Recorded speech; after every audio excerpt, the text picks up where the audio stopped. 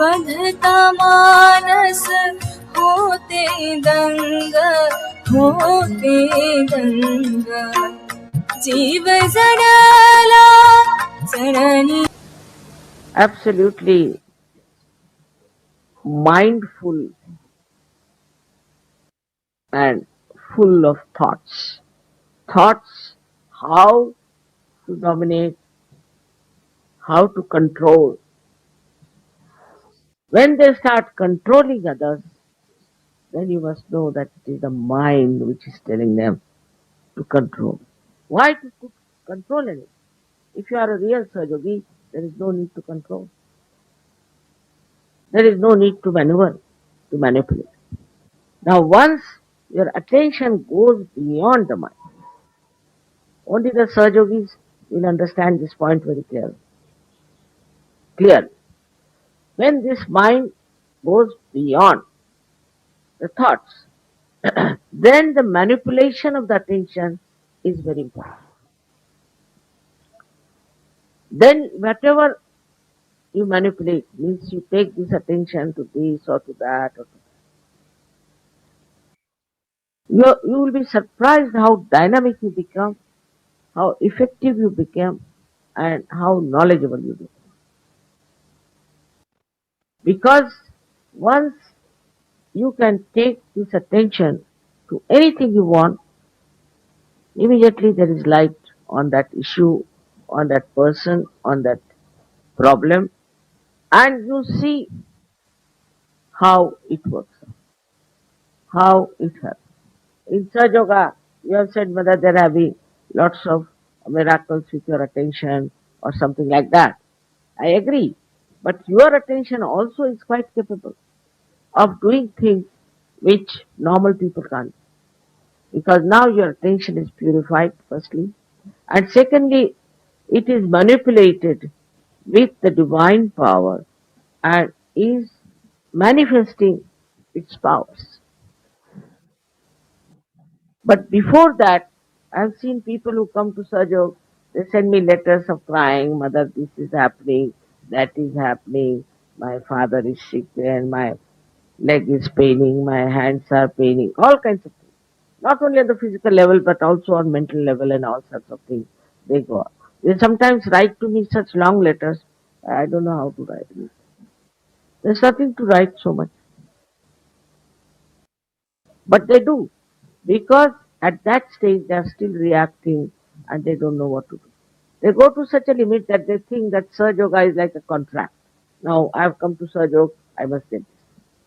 This must happen. Only they come to Sahaja Yoga, then they think it's a contract and they must get this and they must get that. All this kind of behavior is not that of a Sahaja. Sahaja Yogi in Sanskrit is a very good at tatast. Very good word, which I'll try to explain but cannot be really translated. Tatastha means the one who is standing on the shore and watching. That is the state in which you have to. But as a result, you do not become a person who is not effective. You become extremely effective. If such people are there, you won't believe so many things can happen. Wars can stop. Peace can spread. People who are evil will be exposed. Now, because it's such an amas working out of Sahajog, Sahajogis should not in any way find themselves in conflict with each other. Still, I find sometimes, and I'm amazed how people criticize other Sahajogis or other leaders while they themselves have problems. The reason is that once you start going beyond the mind, you automatically become introspective. And you start seeing what's wrong with me, this mind of mine now. So better stand before the mirror or can even close your eyes and say, now, Mr. Mind, what are you doing?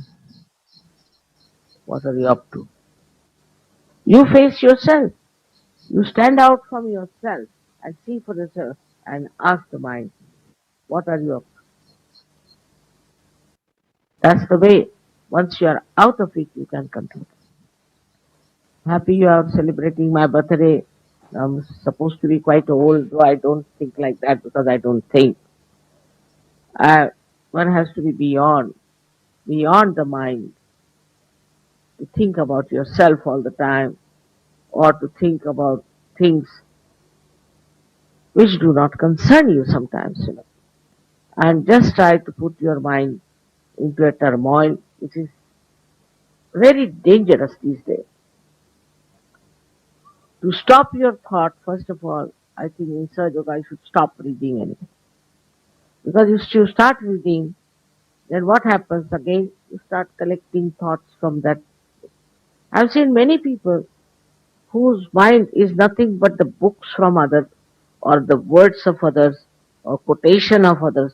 They are nowhere. We cannot find them. They are all lost people. He says so and that one says so. When I was writing this book, which you know that I have written down, they were saying, Mother, but Plato said like this and Rousseau said like that. I said, let them say whatever they wanted to. I'll say what I know. Why should I refer to them? I don't have to go to the libraries and read what Rousseau said, what Plato said, what I know, whatever I have witnessed in my life, I should write clearly without thinking about what others have to say, what others have described. And also another, this mind has another big problem, that whatever is written down in black and white becomes Bible. Then whatever is done before is something great. Like now there is no Christ, there is no Muhammad, and there is no Abraham, there is no Krishna, there is no Ram today. But they will think of what Rama said, what Krishna said, then in Gita this he said, in Gita he has not said a word about Kundalini, so why mother is talking about Kundalini? He might have said, can't say, who wrote Gita? Never Sri Krishna. Christ never wrote Bible, Quran was not written by Muhammad. So what they have said, why should you worry about that? Instead of that, you take the experience that everybody has said. That you have to be born again, everybody has said. That you have to go beyond the mind, also everyone has said. Why not do that and then see for yourself? But people like in their identify. Now if they are Christians who are coming to Sajoga, still they are happy if it is Christ. Very happy. If they are Hindus, should be Krishna or Rama. If they are Muslims, it should be Muhammad Sahab, Fatima or so. Otherwise, they can't get out of it. It's very difficult. Their mind is such that is so much made from childhood. You are told you are a Muslim, you are a Muslim, you are a Christian, you are a Christian. So they believe it. Supposing you are born in some other religion, then what would have happened? You would have been something different. But this mind has been injected with the ideas which has gone into your head, and that's how you are so much without any freedom. You are tied down with these conditions. And that's what I find among Saj Yogis also a very big conditioning, that such and such thing is uh, good or bad, they decide. You see for yourself. For example, if I talk on Guru Nanak, then the Sikhs will be there. But I talk on Christ, they won't be happy. I talked on Christ in Pune, so they said she's trying to convert everybody to Christianity. And when I was talking about Sri Krishna in London, they said she's making everybody a Hindu. So this identification that is coming to us when so intensely from, we should say it's like from the birth. All these ideas still are there and we are not free. That doesn't mean that you should not have faith in all of these people. They were all great. We have great respect for them and understand. But first, you be free. You be free to know. Your mind should be free. It should not be the injections that are put into your head that you cannot see the point. That's why they don't enjoy it. See, partly they enjoy, partly they don't. So to become a free person, because Sahaja Yoga is to give you complete freedom and also complete sense of freedom, so you respect the freedom of others. On the whole, you understand what freedom means. If that doesn't work out, then I would say that Sahaja Yoga is of no use, because it should work out in such a manner that you should get rid of all these conditionings you have had.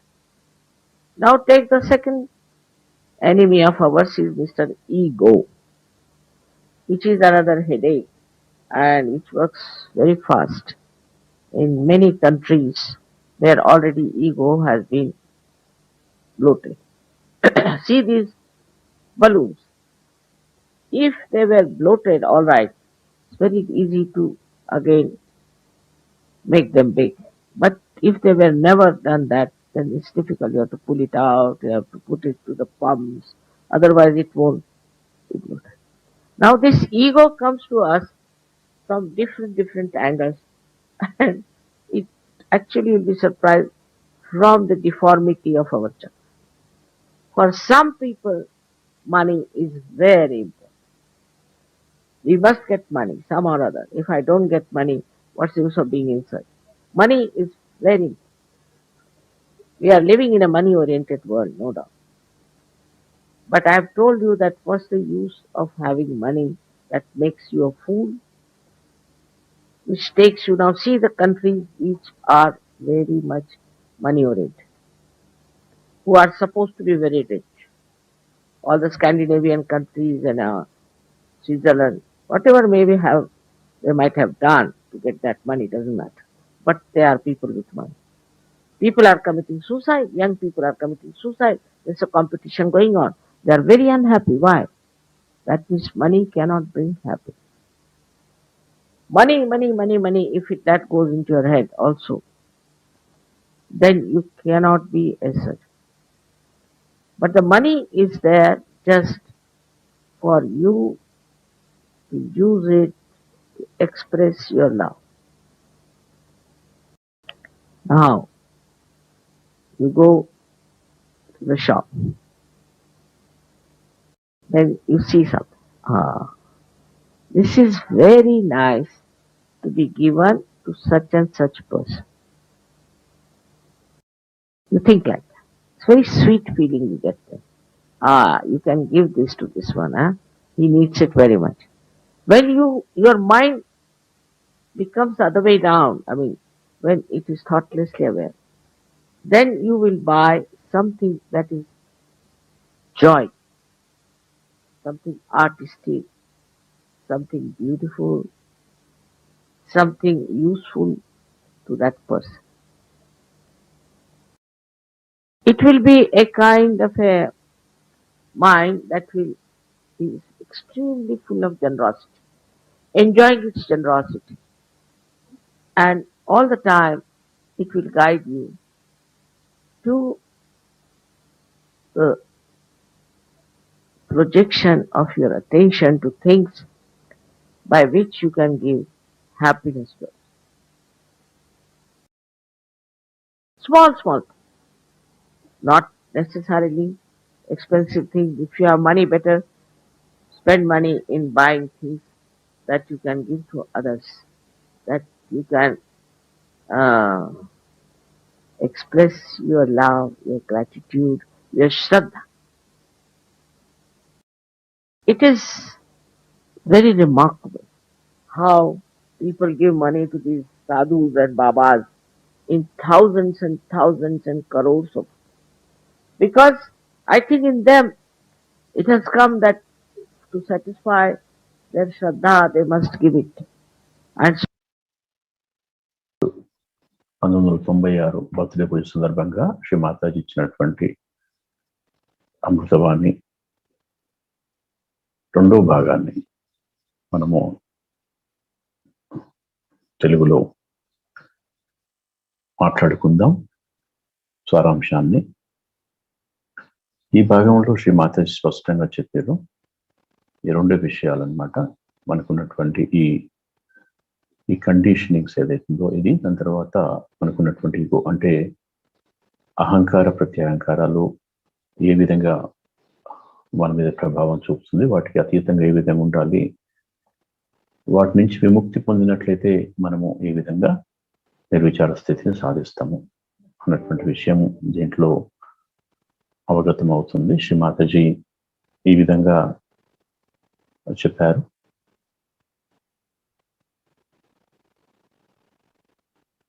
అదే నిర్విచార స్థితిని సాధించడము అనేది ఏకైక మార్గం అని చెప్తూ, చాలా మంది సహయోగులు చాలా లోతుల్లోకి వెళ్తున్నారు. ఏదైనా మనసు ప్రతిస్పందన నుంచి మాత్రము వాస్తవాన్ని మనము చూడలేము. దానికి అతీతంగా వచ్చినప్పుడే నిజమైనటువంటి వాస్తవాన్ని ఆస్వాదించగలుగుతాము అని చెప్తున్నారు. మీరు లీడర్ అయినప్పుడు మీరు ఏమైనా చేయగలము అని అనుకుంటూ, అంటే మిగతా వాళ్ళని కంట్రోల్ చేయగలమని చెప్పి అనుకుంటూ, నాయకత్వం ఉంది కదని చెప్పి అనుకుంటే మాత్రం అది ఒక మిథ్య మాత్రమే అంటున్నారు. ఇదంతా ఒక నాటకం మాత్రం అన్నమాట. నేను కంట్రోల్ చేస్తా అని చెప్పి అనుకోవడం.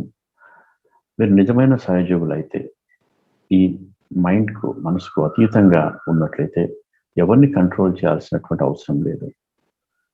మీరు మీ ఆలోచనలకు అతీతంగా వెళ్ళినట్లయితే మీకు మీరే ఆశ్చర్యానికి లోనవుతూ ఉంటుంటారు. ఎంత మీరు డైనమిక్గా ఉంటారని చెప్పాను. ఇదంతా మనకు అంటే ఆలోచన రహిత స్థితిలో ఉన్నప్పుడు మన చిత్తం ప్రకాశవంతమైనటువంటి స్థితిలో, ఎన్లైటన్ అయినటువంటి స్థితిలో మాత్రమే ఏదైనా సాధ్యం అవుతుందని చెప్పి శ్రీ మాతాజీ అంటున్నారు. అంటే కొన్ని పనులు లాంటివి, ఆ పనులు అవుతూ ఉంటుంటే ఒక్కోసారి ఆశ్చర్యానికి కూడా గురవుతూ ఉంటుంటారు. శ్రీ మాతాజీని అంటుంటారు, మీరు చిత్తాన్ని ఉంచండి, చాలా మిరాకిల్స్ జరుగుతాయి అని చెప్పి అంటున్నప్పుడు శ్రీ మాతాజీ చెప్పాను, అంటే నేను కాదు, మీరు కూడా మీరు చిత్తాన్ని కూడా ఒక దగ్గర ఉంచినట్లయితే ఆటోమేటిక్గా ఆ పనులు కూడా జరిగిపోతాయని చెప్పాలి.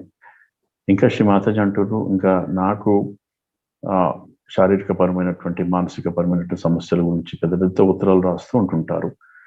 ఇంకా సమస్యలోనే ఉంటుంటారు. ఎందుకు ఆ విధంగా ఉండాలి? మీరు ఆ సమస్యలను పరిష్కరించుకోవచ్చు.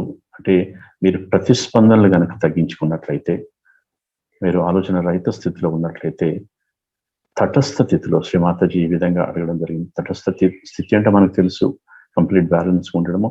శ్రీ మాతాజీ ఇక్కడ అంటే ఒక ఒడ్డును నిలబడడం అనమాట.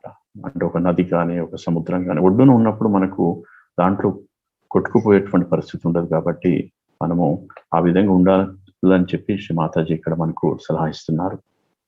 సో మీ చిత్తంతో పెద్ద పెద్ద విపత్తులను కూడా మీరు ఆపొచ్చు, యుద్ధాలను ఆపొచ్చు అని చెప్పడం జరుగుతుంది. మీరు మనసుకు అతీతంగా వెళ్ళినప్పుడు మాత్రమే మీరు ఇతరులను విమర్శించే గుణం నుండి మీరు బయటపడతారు.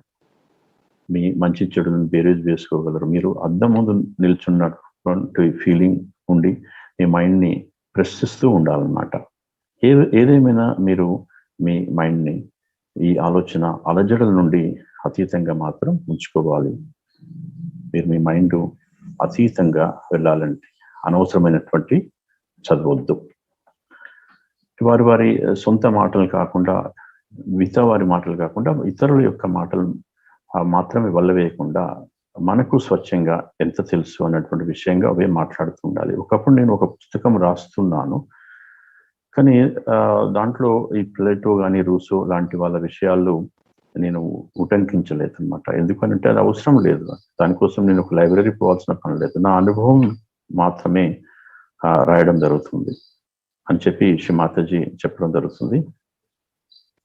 ఇక్కడ ఇప్పుడు మహమ్మద్, క్రీస్తు, రాముడు, శ్రీకృష్ణుడు లాంటి వాళ్ళు ఇప్పుడు లేరు. బైబిల్ కానీ, ఖురాన్ కానీ, భగవద్గీత కానీ వారు రాయలేదు. కానీ ఆ మాటలు మిమ్మల్ని మీరు ఆపాదించుకోకుండా మీరు అనుభూతులు ఏమిటని మాత్రమే చూడాలి. కానీ మీ పుట్టుక ఏ మతంలో ఉంటే ఆ పద్ధతులు మాత్రమే మీకు పద్ధతులకు మాత్రం పరిమితం అవుతూ ఉంటుంటారు. అట్లా కాకుండా ఏంటంటే మీకు సొంతంగా అంటే ఇక్కడ శ్రీ మాతాజీ చెప్పడం ఏంటంటే సహజీవనకు వచ్చిన తర్వాత మనకు ఈ సహజ జ్ఞానం ఆపాదించబడినప్పుడు వీటికి ఈ బంధాల నుంచి విముక్తి కలుగుతాం అని చెప్పి శ్రీ మాతాజీ చెప్తున్నారు. నేను నా ప్రవచనంలో క్రైస్తవ గురించి మాట్లాడినా, కృష్ణుని గురించి మాట్లాడినా ఆయా మతాలు నాకు ఆపాదిస్తాం అనుకుంటారు. కానీ మీ మతాల నుంచి మీరు విముక్తి పొందనంత వరకు సంపూర్ణమైనటువంటి సహజీవులు కాలేరు. అప్పుడు ఒకవేళ కనుక విముక్తి పొందితే మీరు సంపూర్ణ స్వేచ్ఛను ఆస్వాదిస్తారు. ఇతరుల స్వేచ్ఛ కూడా మీరు గౌరవిస్తుంటుంటారు. ఈ స్వేచ్ఛను మీరు ఖచ్చితంగా అనుభవించాలన్నట్లు శ్రీమాత చెప్తా ఉన్నారు. మీరు సహజయోగులుగా ఉండడం దండగా ఒకవేళ కనుక ఆ స్వేచ్ఛను అనుభవంలోకి తీసుకున్నట్లయితే అప్పుడే మీరు అన్ని కట్టుబాట్ల నుండి విముక్తి పొందుతారు. ఇంకో ముఖ్యమైనటువంటి విషయం ఏంటంటే అహం. అంటే ఇంతవరకు కట్టుబాట్ల గురించి చెప్పడం జరిగింది. ఇప్పుడు శ్రీ మాతాజీ ఈగో అనేది ఏదైతుందో అది కూడా చాలా మనల్ని ఇబ్బంది పెడుతూ ఉందని చెప్పడం. అంటే మనకి ఈ మైండ్కి అతీతంగా పోకుండడానికి ఈగో అనేది చాలా అడ్డంగా తయారైంది అని చెప్తూ ఉన్నారు. ఈ అహం అనేది చాలా దేశాలను కూడా అలజడులను కూడా సృష్టించేటువంటి విధంగా మనకు ఉంటుంది. దీంట్లో ఒక్కోసారి డబ్బు అనేది ప్రధానమైనటువంటి అంశంగా ఉంటుంది ఈగో అనేది. కానీ ఆ డబ్బు విషయంలోనే కొట్టుకుపోకుండా డబ్బును ప్రేమను వ్యక్తీకరించడానికి ఉపయోగించాలని చెప్పి శ్రీ మాతాజీ చెప్తున్నారు. అంటే ఏదైనా మనం ఒక షాప్కి వెళ్ళినప్పుడు ఏదైనా ఒక వస్తువు చాలా మంచి కనపడింది అనుకుందాం. ఈ వస్తువు ఎవరికి ఇచ్చినట్లయితే నిజంగా వాళ్ళు ఆనందపడతారు, నేను ఆనందపడతా అని చెప్పి ఆ విధంగా మన యొక్క ఉదారత్వాన్ని మనము అంటే ఆ క్షణంలో దాన్ని ఆ ప్రేమను వ్యక్తీకరించడం ద్వారా ప్రకటించుకోవడం ద్వారా ఏంటంటే ఆనందాన్ని పొందొచ్చు అని శ్రీ మాతాజీ చెప్తున్నారు. ఏదైనా ఒక మంచి ఆర్టిస్టిక్ వస్తువు ఉన్నప్పుడు ఆ వస్తువు చూస్తున్నటువంటి క్రమంలో దాన్ని కూడా ఎంజాయ్ చేయాలని చెప్పి శ్రీ మాతాజీ ఇక్కడ ఇంట్లో చెప్తున్నారు. ముఖ్యంగా ఏంటంటే శ్రీ మాతాజీ ఈ కండిషనింగ్ ఏదైతుందో సూపర్ ఈగో అని చెప్పి అనుకుంటాం కదా, తర్వాత ఈగో రెండింటిని ఎప్పుడు ప్రతి క్షణం బేరీజ్ వేసుకోండి. అద్దం ముందు నిలబడి మనం ఎంత స్పష్టంగా కనపడుతున్నామో ఆ విధంగా కూడా ఎప్పటికప్పుడు బేరీజ్ వేసుకుంటూ ముందుకు పోవాలని చెప్పి శ్రీ మాతాజీ అంటూ ఉన్నారు. ఆ విధంగా ఉన్నట్లయితే మనము ఈ నిర్విచార స్థితిని సాధిస్తాము, ఈ ఆధ్యాత్మిక ఉన్నతిని సాధిస్తామని చెప్పి ఈ భాగంలో శ్రీ మాతాజీ చెప్తున్నారు.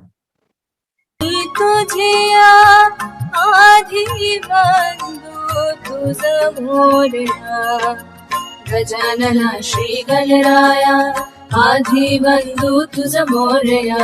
गजानन श्री गणराय आधि बंधु तुझ मोरया.